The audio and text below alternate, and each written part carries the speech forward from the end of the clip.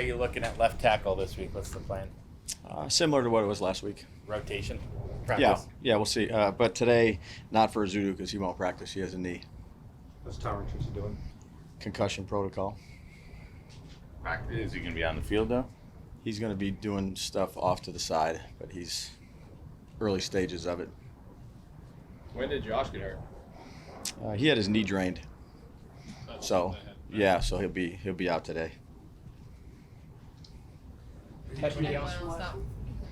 Yeah, Dex, he won't practice. Give him a vet day. Amir, he's got an ankle. Bryce Ford has an Achilles. Matt Adams has a knee, and Jamie. Is the Achilles concerning, like long term, or is that? No, it's not long term, but he's not practicing today. I don't know if we'll see where he is tomorrow, but it's sore. Day to day? Yeah, day to day. You obviously liked what you saw of Jaden coming into the draft, then you got to see him in week 2. What have you seen in his development since then, now that this will be the second time you see him? Well, he's one of the better quarterbacks in the league already. He's got great vision. He can throw the ball in any area he needs to throw it. He can throw it under pressure.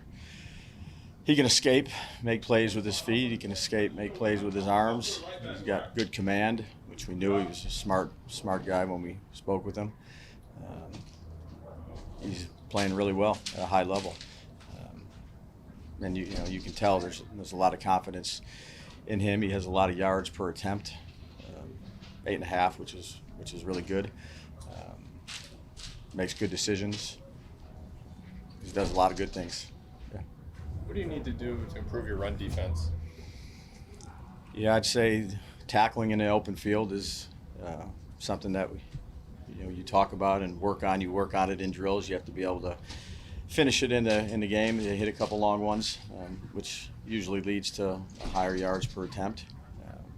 Gap, integrity, all the things that it takes to be a good run defense. I assume you do Hail Mary defense all the time. Is now, when you see what they did last week, do you think you and everybody in the league is like, okay, we got to do more of this to make I think you do it. I don't want to speak for every team. We do it every week. You never know when the situation's going to come up. The play before, the play after. You study, years of the coordinators, play calling history of how they play it, how the offense wants to try to attack it. It was a really good play by the quarterback too. To be able to bide his time, to let the defenders get down there, and he scrambles one way, scrambles the next. That's a huge element to the play. Is the quarterback being able to do that, to let the routes, whatever they're going to be, declare, and then give them a chance down there, in the end zone, which the ball got tipped up, and the receiver was in a good location behind the back tip, and it was a heck of a play. Is part of the preparation for that, so much focus was on the last play, but then watching the game, the previous play that got them the extra 10, 15 yards seemed to really set everything up. Yeah, there's an element to that too. Again, everybody has different philosophies of how they're going to play those situations. We do quite a bit of that on Friday. We do a lot of it on Saturday. Again, you never know when it's going to come up until it comes up. I think there was another Hail Mary. I know there was another at the end of the half with the Jets and Bills game with Aaron. Again, there's obviously low percentage plays, but you got to make sure everything's got to kind of go right for those plays too. But you definitely need to be prepared for it. You guys are struggling to score like you have been. At what point do you say, I know you're like, we're going to work hard, keep trying and practice, like, to do something drastically different? Like, is that something you entertain? Yeah, you got to, look, valid question. You got to continue to work at it and execute, and to move the ball and finish plays in the scoring zone or outside of it, which obviously that helped with a big play by Tracy. But those big plays, we had a few more of those, allow you to do that, and you got to capitalize once you're down there. Minimum 3, but definitely 7. So.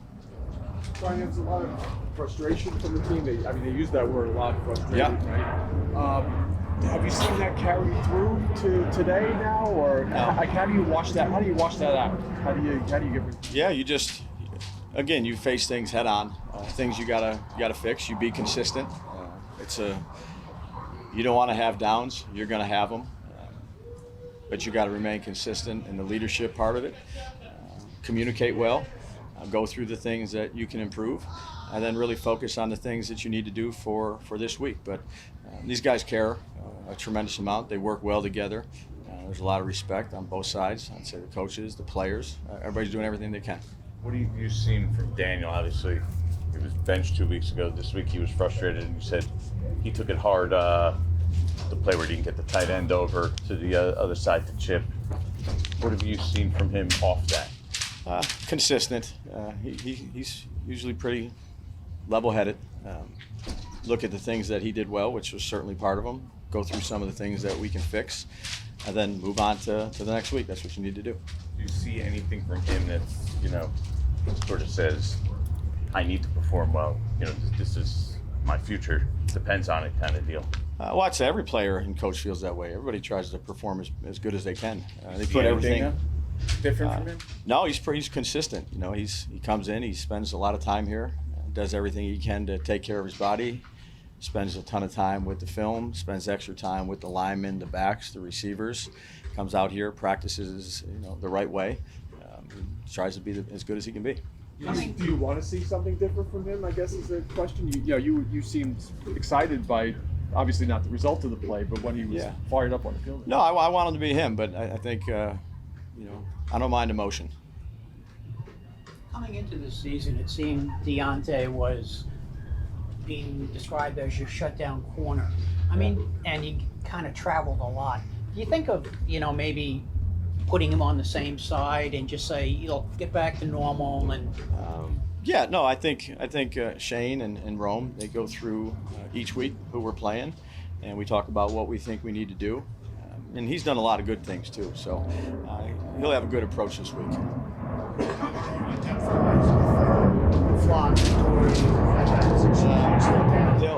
They'll do some more today. Hopefully, that's trending in the right direction. Good job strumming. Thought he competed well. Was tough. Made some tackles. Was sticky in coverage. I thought he did a nice job. Will you have a similarly short lease with Deontay if some of these issues resurface? Yeah, I think he's we're in a good spot here. I think he'll be ready to go. Obviously, a tough challenge with 17 over there, who's done a great job, but he'll have a good week here. You said the same thing last week though about him. What gives you that feeling? I think he'll be ready to go. Yeah, I think he's ready to go. Josh you said his knee was drained. Is that what you said about? Yeah, he got a knee drain. So is that he's out this week? No, I don't think so. I just think today. Just today. Yeah.